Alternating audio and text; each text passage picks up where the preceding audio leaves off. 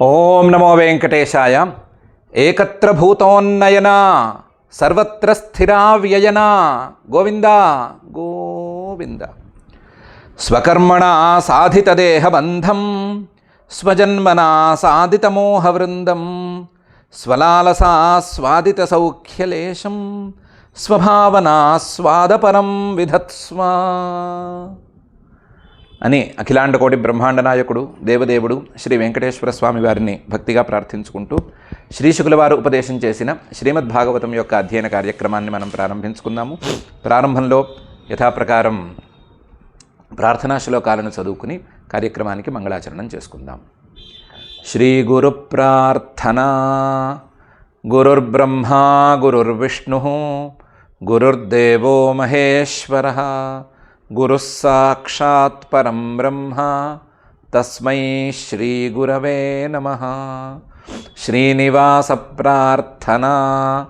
పద్మోద్భవాదివంద్యాయ పద్మజన్యాప్రియాయ చ పద్మమాలా పద్మనాభాయ దేవాయ శ్రీనివాసాయ తే నమః. అథ సంకల్పః అస్మాకం ఉపాత్త సమస్త దురిత క్షయ ద్వారా బుద్ధిశుద్ధ్యర్థం విద్యాభివృద్ధ్యర్థం భక్తి జ్ఞాన వైరాగ్యాది తదనుకూల సర్వసంపత్ సమృద్ధ్యర్థం శ్రీ పరమేశ్వర ప్రీత్యర్థం శ్రీమద్భాగవత పాఠం కరిష్యామహే. అస్య శ్రీమద్భాగవత స్తోత్ర మహామంత్రస్య నారద ఋషిః బృహతీ ఛందః శ్రీకృష్ణః పరమాత్మా దేవత బ్రహ్మ బీజం భక్తిశక్తిః జ్ఞానవైరాగ్యే కీలకం అస్మాకం శ్రీమద్భగవత్ ప్రసాద సిద్ధ్యర్థే పాఠే వినియోగః. ధ్యానం నారాయణస్య గుణగాన విధోపయుక్తం వ్యాసప్రసూతశుకగుంఫితవర్ణయుక్తం రాగాపహానమపి భావరసేన సిక్తం గీతం సమాలపత భాగవతం ప్రయుక్తం. శ్రీ గురుభ్యో నమః. హిరణ్యకశిపువుకి హిరణ్యాక్షుణ్ణి శ్రీహరి సంహరించాడు అని తెలిసి కోపం వచ్చింది. ఆ కోపంలో రాక్షసుల తాలూకు సభని పెద్ద సభను చేశాడు. ఆ సభలో అందరినీ పేరు పేరున పిలిచి అందరినీ ఒకసారి రెచ్చగొట్టాడు. రెచ్చగొట్టి అందరూ మీరు భూమి మీదకి వెళ్ళండి, భూమి మీదకి వెళ్ళి అందరినీ ధర్మాచరణ చేసే వాళ్ళందరినీ హింసించండి.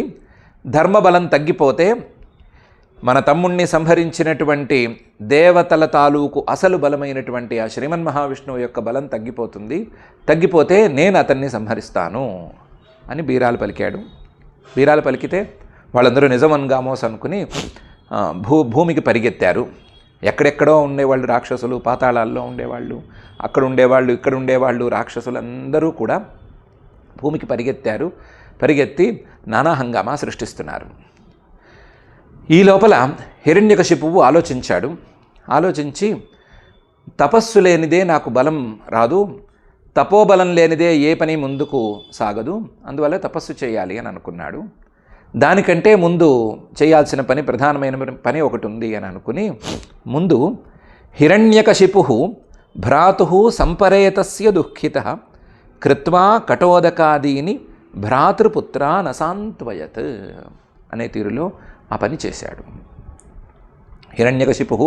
హిరణ్యకశిపువు భ్రాతుః తన తమ్ముడు హిరణ్యాక్షుడు సంపరేతస్య ఇప్పుడు శ్రీహరి చేతిలో హతమైపోయాడు కదా.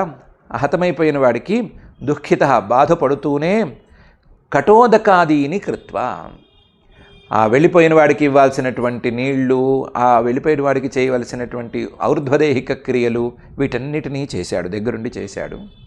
చేసి దానికంటే ప్రధానమైన పని అని అనుకుని భ్రాతృపుత్రాన్ అసాంత్వయత్ తన తమ్ముడు కొడుకుల్ని పిలిచి వాళ్ళని సాంత్వనపరిచాడు. హిరణ్యకశిపుర్భ్రాతుః సంపరేతస్య దుఃఖితః కృత్వా కటోదకాదీని భ్రాతృపుత్రాన్ అసాంత్వయత్. వాళ్ళు హిరణ్యాక్షుడి యొక్క పిల్లలు 9 మంది ఉన్నారు. వాళ్ళని పేరు పేరున పిలిచాడు. శకునిం, శంబరం, ధృష్టిం, భూత సంతాపనం, వృకం, కాలనాభం, మహానాభం, హరిశ్మశ్రుం, అథ ఉత్కచం అని వాళ్ళ పేర్లని పిలిచి వాళ్ళందరినీ పిలిచి సాంత్వనపరిచాడు. శకుని అని ఒకడు, శంబర అని ఒకడు, ధృష్టి అని ఒకడు, భూత సంతాపన అని ఒకడు, వృక అని ఒకడు, కాలనాభ అని ఒకడు, మహానాభ అని ఒకడు, హరిశ్మశ్రు అని ఒకడు, ఉత్కచ అని ఒకడు. ఏ పేరు పెద్దగా పెట్టుకోదగ్గ పేరుగా లేదు, కానీ ఆయన పాపం పెట్టుకున్నాడు హిరణ్యాక్షుడి పిల్లలకి. ఆ పేర్లతో ఉన్నటువంటి హిరణ్యాక్షుడి పిల్లలందరినీ పిలిచాడు. పిల్లల్ని మాత్రమే కాకుండా తన్మాతరం వృషాభానుం దితించ జననీం గిర శ్లక్ష్ణయా దేశకాలజ్ఞ ఇదమాహ జనేశ్వర. తన్మాతరం, ఈ పిల్లల తల్లిని కూడా పిలిచాడు. హిరణ్యాక్షుడి భార్యను కూడా పిలిచాడు. హిరణ్యాక్షుడి భార్య పేరు వృషాభాను అని, ఆవిడ్ను కూడా పిలిచాడు. పిలిచి పుత్రశోకంతో బాధపడుతున్నటువంటి తన తల్లి దితి, ఆవిడ్ని కూడా పిలిచాడు. దితించ జననీం, తనకు తల్లి, మరణించిన హిరణ్యాక్షుడికి తల్లి, పుత్రశోకంతో బాధపడుతున్నటువంటి తల్లి, ఆవిడ్ని కూడా పిలిచాడు. పిలిచి గిరాశ్లక్ష్ణయ, మృదువుగా మాట్లాడాడు. రాక్షస సభలో అరిచినట్టు పెడబబ్బలు పెట్టకుండా మధురంగా మృదువుగా మాట్లాడాడు. ఎందుకంటే హిరణ్యకశిపువు మనకు విలన్నే అయినా తెలివి తక్కువ వాడేం కాడు. దేశకాలజ్ఞ, ఏ ప్రదేశంలో ఏ కాలంలో ఎప్పుడు ఎలా మాట్లాడాలో తెలిసినవాడు. రాక్షస సభలో రాక్షసుల్ని రెచ్చగొట్టడానికి అప్పుడు అలా మాట్లాడాడు. కానీ ఇప్పుడు రెచ్చగొట్టే మాటలు మాట్లాడే సమయం కాదు, ఇప్పుడు సాంత్వనపరిచే సమయం కాబట్టి ఈ ప్రదేశంలో ఈ కాలంలో మధురంగా మాట్లాడాడు. దేశకాలజ్ఞ. అలాంటి హిరణ్యకశిపువు ఇదమాహ, పైన చెప్పుపోయే విధంగా వాళ్ళతో అన్నాడు. జనేశ్వర, ఓ ధర్మరాజా, హిరణ్యకశిపువులో బ్యాడ్ క్వాలిటీస్ ఎన్ని ఉన్నాయో పనికొచ్చే గుణాలు కూడా కొన్ని ఉన్నాయి. అందువల్ల ఆ పనికొచ్చే గుణాలలో ఒకటైనటువంటి అవసరమైన చోట మృదువుగా మాట్లాడటం అనే గుణంతో మాట్లాడాడు. తన్మాతరం వృషాభానుం దితించ జననీం గిర శ్లక్ష్ణయా దేశకాలజ్ఞ ఇదమాహ జనేశ్వర. హిరణ్యకశిపురువాచ, హిరణ్యకశిపువు తన తల్లితోనూ తన తమ్ముడి భార్యతోనూ తమ్ముడి పిల్లలతోనూ ఇలా అంటున్నాడు. అంబాంబ హే వధూ పుత్రాః వీరం మార్హత శోచితుం రిపోరభిముఖే శ్లాఘ్య శూరాణం వధ ఈప్సితః అని ప్రారంభంలో. అమ్మ అమ్మ నేను చెప్పబోయేది విను. హే వధూః, అమ్మా తల్లి, నాకు కోడల్లాంటి దానివి, నా తమ్ముడి భార్యవి నువ్వు కూడా విను. వృషాభాను, నువ్వు కూడా విను. హే పుత్రాహ, పిల్లల్లారా మీరు కూడా వినండి. ఏం వినాలి? వీరం మార్హత శోచితుం. హిరణ్యాక్షుడు ఇప్పుడు వెళ్ళిపోయినవాడు, వీరుడు, యుద్ధం చేసి మరణించినటువంటి వాడు. అలాంటి వాడిని గురించి మీరు ఆలోచించకండి, దుఃఖపడకండి, బాధపడకండి అతని గురించి. వీరం మార్హత శోచితుం. ఎందుకంటే రిపోరభిముఖే శ్లాఘ్య శూరాణం వధ ఈప్సితః. శత్రువు అనేవాడు ఉంటే శత్రువుకి ఎదురెళ్ళి రిపోహో అభిముఖే, అవసరమైతే ఆ శత్రువుతో మరణించినా పర్వాలేదు అని అంటారు. రిపోరభిముఖే వధ, శత్రువుకి ఎదురు వెళ్ళాలి, శత్రువుకి వెన్ను చూపించకూడదు. వెన్ను చూపించకుండా ఎదురెళ్ళి యుద్ధం చేస్తూ మరణించటం అనేది వీరాణం శ్లాఘ్య, వీరులకి మంచి కీర్తి తెచ్చిపెట్టేది. కీర్తి తెచ్చిపెట్టేది మాత్రమే కాదు, ఈప్సిత, వీరులందరూ కోరుకునేది కూడా అదే. అలాంటి మరణం మన హిరణ్యాక్షుడికి లభించింది. అతను శత్రువుతో తలబడి వెన్ను చూపించకుండా పోరాడిపోయాడు. అలాంటి వాడిని గురించి మనం బాధపడకూడదు అని తల్లికి, అలాగే తన తమ్ముడి భార్యకి, పిల్లలకి, అందరికీ చెప్పాడు. అంబాంబ హే వధూః పుత్రాః వీరం మార్హత శోచితుం రిపోరభిముఖే శ్లాఘ్య శూరాణం వధ ఈప్సితః అని. ఇందులో ఈ మాటతో కాస్తంత పిల్లలు కన్విన్స్ అయ్యారేమో, ఎందుకంటే వాళ్ళు కూడా రాక్షసులు, వీరులు కాబట్టి యుద్ధం చేద్దాము అనేటువంటి తపన ఉంటుంది కాబట్టి వాళ్ళకి కాస్తంత నయంగా ఉందేమో. కానీ తమ్ముడి భార్యకి అంత వీలుగా లేదు. ఆవిడేమంది, వీరుడే శత్రువుతో తలపడ్డాడు నిజమే, పోనీ యుద్ధంలోనే మరణించాడు నిజమే, కానీ నాకు మాత్రం భర్త పోయాడు కదా, నాకు నష్టం అనేది జరిగినట్లు కదా, నాకు నష్టం జరిగితే నా వైపు నుంచి నష్టాన్ని చూసుకున్నప్పుడు నేను బాధపడాలి కదా, వీరం నార్హత శోచితం అని అంటావేంటి అని అడిగింది. ఆవిడికి సమాధానం చెప్పినట్లుగా అన్నాడు, జనరల్గానే అన్నాడు, భూతానామిహ సంవాస ప్రపాయామివ సువ్రతే దేవే నైకత్ర నీతానాం ఉన్నీతానాం స్వకర్మభి అని. సువ్రతే, నువ్వు నీ భర్త మీద అనురాగంతో ఉండటం, అతను పోయాడు అని బాధపడటం, దీన్ని నేను తప్పు పట్టడం లేదు. నువ్వు మంచి నియమాలతోనే ఉన్నావు, భర్త మీద అనురాగంతోనే ఉన్నావు, కాదనటం లేదు. కానీ భూతానాం ఇహ సంవాస ప్రపాయామివ, భూతానాం జీవుల యొక్క సంవాసం, సహవాసం అనేది ప్రపాయామివ, ఎక్కడైనా కాఫీ షాప్లో కానీ టీ షాప్లో కానీ కలిసినట్లుగా ఉంటుంది. ప్రపా అంటే కూర్చుని తాగేటువంటి చోటు. అతను తన భాషలో అన్నాడు, మనం అంత భాషలో చెప్పుకోలేం కాబట్టి ఏదో కాఫీ టీ షాప్ అని అనుకుంటున్నాము. ఇద్దరు కలిసి కూర్చుని తాగటానికి ఒక చోట చేరతారు. ఎంతసేపు ఉంటారు? కాసేపు ఉంటారు, కలిసి మాట్లాడుకుంటారు, స్నేహితులుగానే ఉంటారు, పిచ్చాపాటి మాట్లాడుకుని ఎవరి టైం వాళ్ళకైతే వాళ్ళు వెళ్ళిపోతారు. మళ్ళీ వాళ్ళు కలుస్తారు అనేటువంటి నియమం ఏమీ లేదు. ప్రపాయామివ సువ్రతే.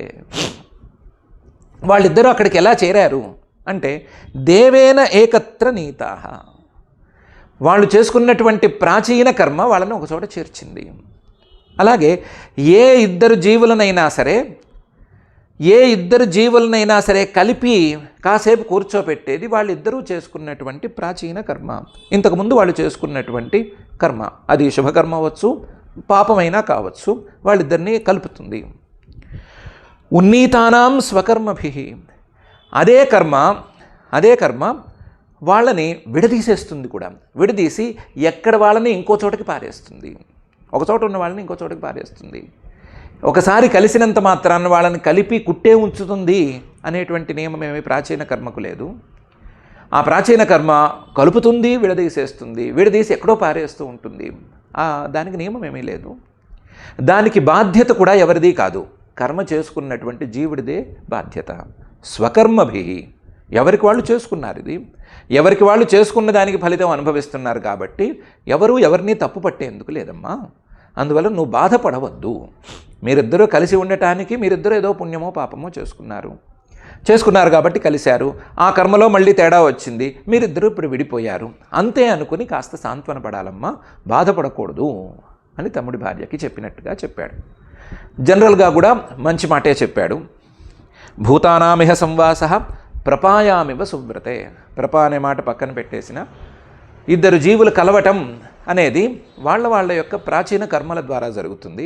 ఆ కర్మ పూర్తవంగానే ఆ జీవులిద్దరూ విడిపోవటం అనేది తథ్యం, జరిగి తీరుతుంది. ఏ ఇద్దరు జీవులు కలిసే ఉండాలి అనే నిర్బంధం ఈ సృష్టిలో లేదు అని చక్కటి మాటే చెప్పాడు. దేవేనైకత్ర నీతానాం ఉన్నీతానాం స్వకర్మభి అని. తమ్ముడి భార్యకైతే ఈ మాట చెప్పాడు, కానీ తల్లికి ఈ మాట చెప్తే సరిపోదు. ఎందుకంటే తల్లి దితి కశ్యప ప్రజాపతి గారి భార్య, మంచి జ్ఞానం ఉన్నటువంటి ఆవిడ యొక్క జన్మ చాలా గొప్పది, ఆవిడ భర్త చాలా గొప్పవాడు, ఆవిడ యొక్క సహవాసం చాలా గొప్పది. అందువల్ల ఆవిడికి ఈ మాటలు చెప్తే సరిపోదు అని చెప్పి ఆవిడికి చెప్పవలసిన మాట పక్కాగా చెప్పాడు పై మాటల్లో. నిత్య ఆవ్యా ఆత్మా వ్యయశుద్ధ సర్వగ సర్వవిత్పర ధత్తేసావ్ ఆత్మనోలింగం మాయయా విసర్జన్ గుణాన్ అని. అమ్మా, నీకు వెనకాల తమ్ముడి భార్యకి చెప్పిన సమాధానం సరిపోకపోవచ్చు, నీకు నేను చెప్తున్నాను విను. అసలు ఆత్మ అనే దానికి మరణం ఎక్కడిది?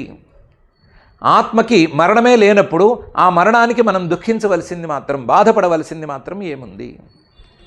నిత్య ఆత్మ, ఆత్మ అనేవాడు లేదా ఆత్మ అనే రూపం నిత్యం, మరణం లేనటువంటిది. అవ్యయ, ఏ రకమైనటువంటి వ్యయము లేనిది, ఏ రకమైనటువంటి వినాశం లేదా వికారం లేనటువంటిది. శుద్ధ, శుద్ధమైనటువంటిది. సర్వగ, అన్ని చోట్ల ఉండేటువంటిది. సర్వవిత్, అన్నీ తెలిసినటువంటిది, సర్వజ్ఞమైనటువంటిది ఆత్మస్వరూపం. పరహ, అన్నిటికంటే గొప్పది ఆత్మస్వరూపం. అలాంటి ఆత్మస్వరూపం ఉండగా ఆ ఆత్మస్వరూపానికి మరణం లేదని తెలిసిన తర్వాత మనం ఎందుకమ్మా బాధపడటం? అయితే అటువంటి ఆత్మస్వరూపం ఆ విధంగా మనకెందుకు తెలియటం లేదు అని ప్రశ్న వేస్తే, అసౌ, ఈ ఆత్మ ధత్తే లింగం, ఆత్మనః లింగం ధత్తే, తన ఆత్మస్వరూపాన్ని కప్పేటట్లుగా ఒక సూక్ష్మ శరీరాన్ని ధరించి ఉన్నాడు, లేదా సూక్ష్మ శరీరాన్ని కప్పుకుని ఉంటున్నాడు. ఈ సూక్ష్మ శరీరం ఆత్మస్వరూపం మీద ఆవగింజంత కూడా ఉండదు, కానీ దాన్ని కప్పుకుని అది కనిపించేటట్లు చేస్తున్నాడు. ధత్తేసౌ ఆత్మనో లింగం మాయయా విసృజన్ గుణాన్. ఆ లింగ శరీరం ఎక్కడి నుంచి వచ్చింది, సూక్ష్మ శరీరం ఎక్కడి నుంచి వచ్చింది అంటే మాయయా, మాయ ద్వారా వచ్చింది. మాయ ద్వారా ఎలా జరిగింది? గుణాన్ విసృజన్, గుణాల యొక్క మార్పులు జరిగితే వచ్చింది. మాయ తాలూకు గుణాలు, ఆ గుణాల తాలూకు మార్పులు ఇవి జరిగితే సూక్ష్మ శరీరం వచ్చింది. మాయా ప్రభావం వలన ఆ సూక్ష్మ శరీరాన్ని ఆత్మ అనేవాడు తన మీద కప్పుకున్నాడు. కప్పుకునేసరికి ఆ సూక్ష్మ శరీరం ద్వారా మిగతా అంతా కథంతా నడుస్తోంది. అందులో భాగంగానే స్థూల శరీరం వచ్చింది. ఆ స్థూల శరీరం ఇప్పుడు పడిపోయింది. పడిపోయేసరికి నీకు బాధ కలుగుతోంది. అంతే తప్ప ఇక్కడ ఆత్మస్వరూపానికైతే మరణం లేదు. అసలు ఆత్మస్వరూపాన్ని గురించి బాధపడవలసింది అనేది ఏమీ లేదు. ఎందుకు? ఆత్మ నిత్యం కాబట్టి మరణం లేదు. మరణం లేదు కాబట్టి మరణం తాలూకు దుఃఖం ఆత్మ అనేటువంటి విషయంలో మనం చేయకూడదు. దుఃఖం అనేది రానివ్వకూడదు. ఆత్మ అవ్యయ, ఆత్మకు ఏ రకమైనటువంటి వ్యయము లేదు. అయ్యో మా అబ్బాయి హిరణ్యాక్షుడు కింద పడిపోయాడే, అతనికి దెబ్బలు తగిలినాయే, అతనికి కురుపులు వచ్చినాయే, ఈ కాలు విరిగిందే, చెయ్యి విరిగిందే, కళ్ళు పొడుచుకొచ్చినాయే అని నువ్వు బాధపడకూడదు. ఎందుకంటే ఆ రకమైనటువంటి వికారాలేవి ఆత్మస్వరూపానికి రాలేదు. వస్తే శరీరానికి వచ్చినాయి కానీ ఆత్మస్వరూపానికి రాలేదు. అందువల్ల దానికి తగిన దుఃఖం అనేది నీకు తగదు. అలాగే ఆత్మ శుద్ధ, ఆత్మ అనేవాడు ఆత్మస్వరూపం అనేది పరిశుద్ధమైంది. పరిశుద్ధమైనటువంటి ఆత్మస్వరూపం అనేది ఉండగా నువ్వు నా కొడుకు కింద పడిపోయాడే, ఒళ్ళంతా దుమ్ము పట్టిపోయిందే, చాలా గొప్పగా బతికినడు వాడు చివరికి దుమ్ములో పడి మరణించాడే అని బాధపడకూడదు. అలాంటి బాధకు ఆస్కారమే ఆత్మస్వరూపంలో లేదు. సర్వగః, అసలు నా కొడుకు నన్ను విడిచి వెళ్ళిపోయాడే నువ్వు బాధపడనేకూడదు. ఎందుకంటే ఆత్మస్వరూపం వ్యాపించి ఉంది, మొత్తం ప్రపంచమంతా వ్యాపించి ఉంది. ప్రపంచమంతా వ్యాపించి ఉండగా ఎప్పుడు విడిపోయింది? ఎప్పుడూ ఉంది, ఎప్పుడూ ఇక్కడే ఉంది. అసలు విడిపోవటం అనేది ఆత్మస్వరూపానికి జరగదు. కాబట్టి వియోగం ద్వారా నేను బాధపడుతున్నాను నువ్వు అనకూడదు. సర్వగః, అయ్యో నిన్నటిదాకా చక్కగా నన్ను చూసి పలకరించాడు, నన్ను చూసి గుర్తుపట్టాడు, ఈరోజు ఎదురుకుండా శరీరం ఉండగా నన్ను గుర్తుపట్టలేకపోయాడు అని నువ్వు అనకూడదమ్మా. ఎందుకంటే ఆత్మ సర్వజ్ఞ, ఆత్మస్వరూపమైతే అది సర్వజ్ఞం. ఇప్పుడు నేను గుర్తుపట్టలేకపోవటం అనేది శరీరానికి సంబంధించినటువంటి ధర్మం, ఆత్మస్వరూపానికి సంబంధించింది కాదు. కాబట్టి నా పిల్లవాడు నన్ను గుర్తుపట్టలేదు అని నువ్వు ఒక ఆత్మస్వరూపం గురించి అనుకోకూడదు, అలా అనుకుని బాధపడకూడదు. ఎందుకంటే ఆత్మస్వరూపం పరహ, వీటన్నిటికంటే భిన్నంగా ఉంది. ఈ శరీరాలన్నిటికంటేను, ఈ దుఃఖాలన్నిటికంటేను, ఈ దుఃఖానికి కారణమైనటువంటి ధర్మాలన్నిటికంటేనూ భిన్నంగా ఉందమ్మా అని చక్కగానే చెప్పాడు. నిత్య ఆత్మా అవ్యయ శుద్ధ సర్వగః సర్వవిత్ పరః. అయితే మనకు కనిపించేటువంటి శరీరము, ఆ శరీరంలో ఉండేటువంటి వికారాలు, ఇవన్నీ కూడా ఈ ఆత్మస్వరూపం తెచ్చిపెట్టుకున్నవి. అందులోనూ మాయతో తెచ్చిపెట్టుకున్నవి, మాయ తాలూకు గుణాలతో తెచ్చిపెట్టుకున్నవి. తన యొక్క భ్రమలతోనే, తన స్వస్వరూపాన్ని మరిచిపోవటం అనేటువంటి తన భ్రమతోనే ఇవన్నీ జరిగినాయి అని ధత్తే అసౌ ఆత్మనః లింగం మాయయా విసృజన్ గుణాన్ అనేటువంటి భాగంలో చక్కగా చెప్పాడు. చెప్పి ఇది భ్రమ అవునా కాదా అనే విషయంలో కూడా ఎవరికీ సందేహం అక్కర్లేదు. కొన్నిసార్లు భ్రమలు బాగా అలవాటైపోతే ఆ భ్రమలు నిజం అనేటువంటి అభిప్రాయం కలుగుతుంది. భ్రమలు బాగా గనక అభ్యాసం అయితే భ్రమలే నిజం, మనకు వాస్తవమైనదే అబద్ధం అని తోచచ్చు. అలాగే ఈ ఆత్మస్వరూపంలో విషయంలో కూడా మనకు భ్రమలు బాగా అలవాటు పడిపోయినాయి. అందువల్ల వాస్తవం ఎవరైనా చెప్తే అది వినబుద్ధి కానట్లుగా ఉంది. వాస్తవాన్ని ఎవరైనా చెప్తే వాళ్ళని రకరకాల ప్రశ్నలతో వేధించాలి అని, రకరకాల వ్యాఖ్యలతో వాళ్ళని పొడవాలి అని అనిపించేలాగా ఉంది. అది దాని తప్పు కాదు, భ్రమల తాలూకు తప్పు అని పై శ్లోకంలో భ్రమలకు కొన్ని దృష్టాంతాలు చెప్తున్నాడు. యథాంభసా ప్రచలత తరవోపి చలా ఇవ చక్షుషా భ్రామ్యమాణేన దృశ్యతే చలతీవ భూహు అని. నీరుంది, నీటి మీద ఆ గట్టున ఉండేటువంటి చెట్ల తాలూకు ప్రతిబింబం పడింది. చెరువు గట్టున చెట్లు ఉన్నాయనుకుంటే ఆ చెట్ల తాలూకు ప్రతిబింబం నీటి మీద పడింది. గాలి వచ్చినప్పుడల్లా చెరువులో నీరు కదులుతూ ఉంది. కదులుతున్నప్పుడల్లా కూడా చెట్లు కదులుతున్నట్లు అనిపిస్తోంది. యథా అంభసా ప్రచలత, నీరు కదులుతూ ఉంటే తరవోపి, చెట్లు కూడా చలాహ ఇవ, కదులుతున్నట్లుంటాయి. చెట్లు కదలకుండా చిన్నపాటి గాలి వచ్చి చెరువులో నీళ్లు కదలచ్చు, చెట్లు కదలాల్సిందే అని నియమమేమీ లేదు. లేదా ఇంకొక వైపు నుంచి గాలి తగులుతూ ఉంటే నీరు కదలచ్చు. చెట్లు కదలకపోయినా కదిలినట్లు అనిపిస్తుంది. అది ఎలా అనిపించింది అంటే భ్రమ మాత్రమే అది.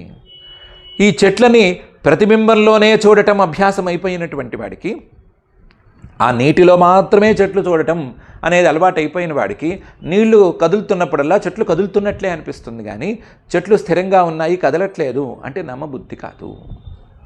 యథా అంభసా ప్రచలత తరవోపి చలా ఇవ అని ఒక ఉదాహరణ చెప్పాడు. అలాగే చక్షుషా భ్రామ్యమాణేన దృశ్యతే చలతీవ భూహు. ఎప్పుడో ఒకప్పుడు నీరసం వచ్చో ఏదో వచ్చి కళ్ళు తిరుగుతున్నాయి.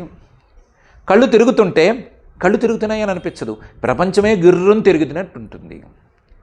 కళ్ళు తిరిగి నీరసం వచ్చినప్పుడే కళ్ళు తిరగక్కర్లేదు, గిరగిరా తిరిగే వస్తువులో కూర్చున్నప్పుడైనా లేదా మనమే గిరగిరా తిరుగుతున్నప్పుడైనా సరే తిరిగేవి మన కళ్ళు అయితే గిరగిరా తిరుగుతున్నది మన చుట్టూ ఉన్న ప్రపంచం అని అనిపిస్తుంది.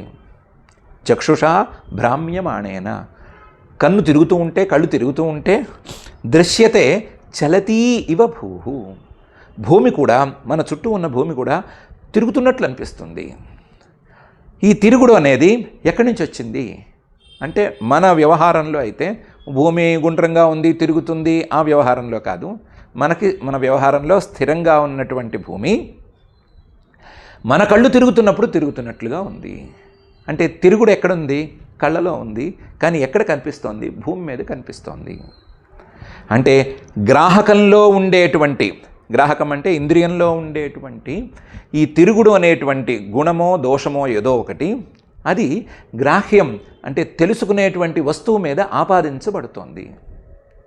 అలాగే నీరు అనేటువంటి ఉపాధిలో ఉండేటువంటి ఆ చలనం నీటిలో ప్రతిబింబంగా ఉండేటువంటి చెట్ల మీద ఆరోపించబడుతోంది అని 2 ఉదాహరణలను హిరణ్యకశిపువు చెప్పాడు. భ్రమలు, రకరకాల భ్రమలు ఉంటాయమ్మా. ఆ భ్రమలన్నీ కూడా అలవాటైపోయినాయి మనకి. అలవాటైపోయి వేరే రకంగా చెప్తే నమ్మలేని పరిస్థితి దాకా వచ్చేసింది అని. యథాంభసా ప్రచలత తరవోపి చలా ఇవ చక్షుషా భ్రామ్యమాణేన దృశ్యతే చలతీవ భూహు అనేటువంటి ఈ శ్లోకంలో ఏవం గుణైర్భ్రామ్యమాణే మనస్యవికలః పుమాన్ యాతి తత్ సామ్యతాం భద్రే యలింగో లింగవానివ అని చెప్పిన ఉదాహరణలను రెండింటినీ కూడా ఆత్మస్వరూపానికి అన్వయం చేసి మరీ పై శ్లోకంలో చెప్తున్నాడు. ఏవం, ఎలాగైతే మనం ఉదాహరణలో చెప్పుకున్నామో అలాగే గుణైర్భ్రామ్యమాణే, గుణాలు గిర తిప్పుతున్నాయి. దేన్ని తిప్పుతున్నాయి? మనస్సును తిప్పుతున్నాయి. మనస్సును తిప్పుతుంటే అవికలహ, మనస్సుతో సంబంధమే లేనటువంటి పరిపూర్ణుడైనటువంటి పుమాన్, ఆత్మ మనస్సుతో సంబంధమే లేదు, అలాంటి పరిపూర్ణుడైనటువంటి ఆత్మ యాతి తత్సామ్యతాం, దాంతో కలిసిపోయి ఉండటం వలన, నీటిలో ప్రతిబింబించినటువంటి చెట్లులాగా ఉండటం వలన, లేదా కళ్ళతో కలిసిపోయినటువంటి భూమిలాగా ఉండటం వలన తత్సామ్యతాం, తాను కూడా గిరగిర తిరుగుతున్నట్లుగా ఉన్నాడు. ఆత్మస్వరూపం గిరగిరా తిరగటం లేదు. ఏ జన్మ నుంచి ఏ మరణానికి, ఏ మరణం నుంచి ఏ జన్మకి తిరగట్లేదు. జన్మ మరణ ప్రవాహం అనేది ఆత్మస్వరూపానికి లేదు. కానీ తిరుగుతున్నట్లుగా తయారైపోయింది. యాతి తత్సామ్యతాం, మనస్సుతో సమానంగా అయిపోయింది. మొత్తం ప్రపంచమంతా వ్యాపించి ఉన్నటువంటి ఆత్మస్వరూపం మనస్సు అనేటువంటి అతి చిన్న వస్తువుకి, ఆవగింజంత వస్తువుకి సమంగా మారిపోయింది. ఈ వస్తువుతో సమానంగా ఉండిపోయింది. యాతి తత్సామ్యతాం. భద్రే, అమ్మా నీకు ఈ విషయం తెలుసు, ఈ విషయాల్ని నువ్వు నాన్నగారి నోటి నుంచో లేదా మీ నాన్నగారి నోటి నుంచో చాలాసార్లు విన్నావు. అలింగో లింగవానివా, ఆత్మస్వరూపానికి ఈ సూక్ష్మ శరీరంలో ప్రధానమైనటువంటి మనస్సుకి సంబంధము లేదు. అలింగ. కానీ లింగవానివ, మనస్సుతో ఉన్నట్లుగా, మనస్సుతో పాటుగా ఉన్నట్లుగా, మనస్సుతో వచ్చిన స్థూల శరీరంతో ఉన్నట్లుగా ఈ ఆత్మస్వరూపం మనకు భాసిస్తోంది. అది భ్రమ వలన భాసిస్తోందే తప్ప వాస్తవమైతే కాదు. ఏవం గుణైర్భ్రామ్యమాణే మనస్యవికలః పుమాన్ యాతి తత్సామ్యతాం భద్రే హ్యలింగో లింగవానివా అనే ఈ శ్లోకంలో చెప్పాడు. ఏష ఆత్మవిపర్యాసః హ్యలింగే లింగభావన ఏష ప్రియాప్రియైర్యోగః వియోగః కర్మ సంస్మృతి అని దాని గురించే చెప్తున్నాడు.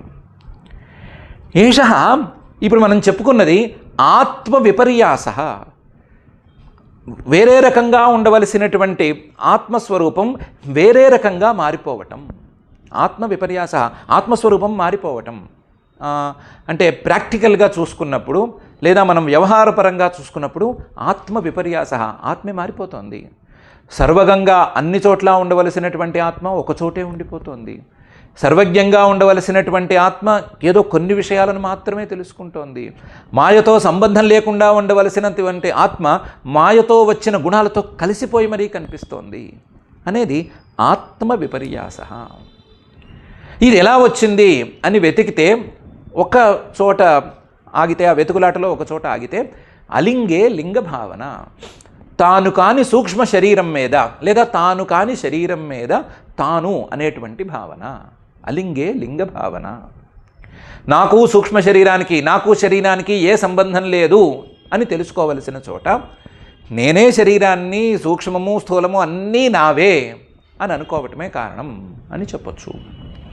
ఏష ఆత్మ విపర్యాస హ్యలింగే లింగ భావన, ఈ దేహాభిమానమే దీనికి కారణం అని చెప్పచ్చు.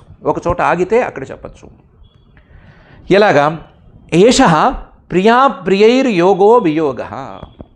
ఒకసారి గనక ఈ దేహభావన అనేది వచ్చేస్తే, ఈ ఆత్మ విపర్యాసం అనేది గనక వచ్చేస్తే, ఏష ప్రియాప్రియైర్యోగ వియోగ, ఇష్టమైన దానితో కలవటము, ఇష్టం లేని వస్తువు నుంచి విడివడి రావటము, లేదా ఇష్టమైన వస్తువు నుంచి విడివడి రావటము, ఇష్టం లేని వస్తువుతో కలవటము అనేటువంటివన్నీ కూడా జరుగుతాయి. ప్రియా ప్రియై, ఇష్టమైనవి ఇష్టం కానివి, వాటితో యోగ వియోగ, కలయిక విడదీయటం అనే రెండు దీనివల్లనే జరుగుతున్నాయి. దేహాభిమానం వల్లనే జరుగుతున్నాయి. దేహం వల్ల ద్వారా మాత్రమే జరుగుతున్నాయి. దేహం ద్వారా మాత్రమే జరుగుతున్నాయి. దీనివల్లనే, ఈ దేహాభిమానం వల్లనే కర్మ అనేది కూడా జరుగుతోంది. ఈ దేహాభిమానం వల్లనే సంసారం అనేది కూడా వస్తోంది అని తల్లికి హిరణ్యకశిపువు చక్కగా చెప్పాడు. ఏష ఆత్మ విపర్యాసో యలింగే లింగ భావన ఏష ప్రియాప్రియైర్యోగ వియోగ కర్మ సంస్కృతి అనేటువంటి ఈ శ్లోకంలో దాన్నే సంభవశ్చ వినాశశ్చ శోకశ్చ వివిధ స్మృత అవివేకశ్చ చింతాచ వివేకా స్మృతిరేవచ అనేటువంటి శ్లోకంలో ఎక్స్టెండ్ చేశాడు. ఈ దేహభావన ద్వారా, ఈ భ్రమ ద్వారా సంభవశ్చ ఉత్పత్తి అనేది కలుగుతోంది, పుట్టటం అనేది జరుగుతోంది. వినాశశ్చ మరణం అనేది దీనివల్లనే వస్తోంది. దేహాభిమానం వలన ఒక దేహంతో సంబంధం పోంగానే అది మరణం అని అనిపిస్తోంది. శోకశ్చ వివిధ రకరకాలుగా ఉండేటువంటి శోకం, రకరకాల కారణాలతో వచ్చే రకరకాల హెచ్చుతగ్గులతో ఉండేటువంటి ఏడుపు అనేది వస్తోంది. శోకశ్చ వివిధ స్మృత, అవివేకశ్చ, దీనివల్లనే కొన్ని తెలియటం కొన్ని తెలియకపోవటం అనేటువంటి తేడా వస్తోంది. చింతాచ, కొన్ని విషయాల్లో ఆలోచన, అందులోనూ బాధ పెట్టేటువంటి ఆలోచన అది ఏర్పడుతోంది. వివేక అస్మృతిరేవచ, అసలు నేనెవరిని అనేటువంటి వివేకం తాలూకు స్మరణ చిహ్నాలు కూడా లేకపోవటం అనేది జరుగుతోంది. వివేక అస్మృతి, అవివేకం కాదు, వివేకం తాలూకు స్మృతి లేశాలు చిహ్నాలు కూడా లేకపోవటం అనేది ఈ దేహాభిమానం వల్లనే కలుగుతోందమ్మా అని హిరణ్యకశిపువు చెప్పాడు. సంభవశ్చ వినాశశ్చ శోకశ్చ వివిధ స్మృత అవివేకశ్చ చింతాచ వివేకా స్మృతిరేవచ అనేటువంటి ఈ శ్లోకంలో. ఒకవేళ నేను హిరణ్యకశిపువుని, రాక్షసుణ్ణి, నా నోట్లోంచి ఇలాంటి మాటలు వినటం అనేది ఎవరికైనా ఇష్టం లేకపోతే ఎవరి నోటి నుంచి వినదలుచుకున్నారో వాళ్ళ మాటలనే నేను చెప్తానమ్మా అని పైన కొంత ఒక ఉపాఖ్యానాన్ని చెప్పి మరీ ఈ విషయాన్ని దృఢపరిచాడు హిరణ్యకశిపువు. ఆ విషయాలను మనం, ఆ ఉపాఖ్యానం ఏంటి, ఎలా మొదలైంది, ఏం చెప్పాడు దాంట్లో అని పై విషయాలన్నీ పైనే తెలుసుకుందాము. తెలుసుకునే ముందు హిరణ్యకశిపువు ఇలా చెప్పాడు కదా, హిరణ్యకశిపువు చెప్పాడు కాబట్టి ఈ విషయాలకు ఏమాత్రం ఇంపార్టెన్స్ లేదు. హిరణ్యకశిపువు చెప్పాడు కాబట్టి ఆత్మ అనేది వ్యాపకం కాదు, లేదా ఆత్మ సర్వజ్ఞం కాదు, ఆత్మ సర్వగతం కాదు అనే పొరపాటు మాత్రం మనకొద్దు. ఎవరు చెప్పారు అనేది విషయం కాదు, వినదగునెవ్వరు చెప్పినన్ అని కదా మనం చిన్నప్పటి నుంచి చెప్పుకుంటూ వస్తున్నటువంటి సామెత. కాబట్టి ఎవరు చెప్పారనేది విషయం కాదు, చెప్పిన విషయం ప్రామాణికం అవునా కాదా అనేది విషయం. హిరణ్యకశిపువు చెప్పినటువంటి ఈ విషయం ప్రామాణికం. అయితే ఈ విషయాన్ని హిరణ్యకశిపువు ప్రాక్టీస్ చేశాడా లేదా, నిజంగానే ఈ ఆత్మ సర్వగత అనే మాటను ఆయన భావన చేశాడా లేదా, ఆ భావన చేస్తే తమ్ముడు పోయాడని అతని కోపం ఎందుకు వచ్చింది అనే ప్రశ్నలకి పెద్దగా జవాబు లేదు. ఎందుకంటే తెలిసినా కూడా తెలియనట్లుగా ఉండటము, తెలిసినా కూడా దానివలన ప్రభావం ఎక్కువగా లేకుండా ఉండటం అనేది ఈ విషయం యొక్క గొప్పదనము. విషయం యొక్క గొప్పదనం కంటే కూడా ఈ విషయాన్ని మనకు తెలియకుండా చేసేటువంటి మాయ తాలూకు గొప్పదనము. తెలిసినట్టుండాలి, తెలియనట్లుగా జరిగిపోవాలి అని చేయగలిగినటువంటి శక్తి మాయకు తప్పనిసరిగా ఉంది. కాబట్టి ఆ మాయలో పూర్తిగా పడిపోయినవాడు హిరణ్యకశిపువు. కానీ కాకపోతే ఈ మాత్రం పరిచయం ఉన్నవాడు, ఆయన చెప్పిన మాటలన్నీ యథాతథం, వాస్తవం, నిజం. కాకపోతే ఆ నిజాన్ని ఆయన సరిగ్గా అర్థం చేసుకోలేకపోయాడు. మనం అర్థం చేసుకునేందుకు చిన్నపాటి ప్రయత్నం చేసుకుందాం. చెప్పినవన్నీ యథార్థాలు, సత్యాలు. అయితే దీన్ని మనం ప్రాక్టీస్లోకి తెచ్చుకోవాలి, దీన్ని మనసుకు ఎక్కించుకోవాలి. ఈ దేహాభిమానం అంటే ఏంటి, ఈ దేహాభిమానం పోగొట్టుకోవటం ఎట్లా, లాంటి విషయాల్లో మనం ఎక్సర్సైజ్ చేసుకోవాలి. అయితే ప్రాథమికంగా హిరణ్యకశిపువు గారు చెప్పినటువంటి ఆత్మ సర్వగత అనేటువంటి కాన్సెప్ట్ని మనం అంగీకరించాలి. ఆత్మకు జన్మ మరణాలు లేవు అనేటువంటి విషయాన్ని, పరమాత్మ నోటితోనే మనం విన్నటువంటి విషయాన్ని మనం అంగీకరించాలి. అంగీకరించినటువంటి ఈ విషయాలు మన మనసుల్లోకి బాగా ఎక్కి హిరణ్యకశిపువులాగా కాకుండా చక్కగా ఈ విషయాన్నే మనసులోకి ఎక్కించినట్లుగా మనం తయారవ్వాలి అని ఆ అఖిలాండకోటి బ్రహ్మాండ నాయకుడు దేవదేవుడు శ్రీ వెంకటేశ్వర స్వామి వారిని భక్తిగా ప్రార్థించుకుందాం. ఆ ప్రార్థనతో ఈరోజుకి పారాయణ కార్యక్రమాన్ని ప్రారంభించుకుందాం. అథ శ్రీమద్భాగవతే పారమహంస్యాం సంహితాయాం సప్తమస్కంధే ద్వితీయాధ్యాయే శ్లోకాః. హిరణ్యకశిపుర్భ్రాతుః సంపరేతస్య దుఃఖితః కృత్వా కటోదకాదీని భ్రాతృపుత్రానసాన్త్వయత్ శకునిం శంబరం ధృష్టిం భూత సంతాపనం వృకం కాలనాభం మహానాభం హరిశ్మశ్రుమథోత్కచం తన్మాతరం వృషాభానుం దితించ జననీంగిరా శ్లక్ష్ణయా దేశ కాలజ్ఞః इदमाह जनेश्वर। हिरण्यकशिपुरुवाच अम्बाम्ब हे वधूः पुत्राः वीरं मार्हथ शोचितुं। रिपोरभिमुखे श्लाघ्यः शूराणां वध ईप्सितः। भूतानामिह संवासः प्रपायामिव सुव्रते। देवेनैकत्र नीतानाम् उन्नीतानां स्वकर्मभिः। नित्य आत्मा व्ययः शुद्धः सर्वगः सर्ववित् परः। धत्तेऽसौ आत्मनो लिङ्गं मायया विसृजन् गुणान्। यथाम्भसा प्रचलता तरवोऽपि चला इव। चक्षुषा भ्राम्यमाणेन दृश्यते चलती बभूः। एवं गुणैर्भ्राम्यमाणे मनस्य विकलः पुमान्। याति तत्साम्यतां भद्रे ह्यलिङ्गो लिङ्गवानिव।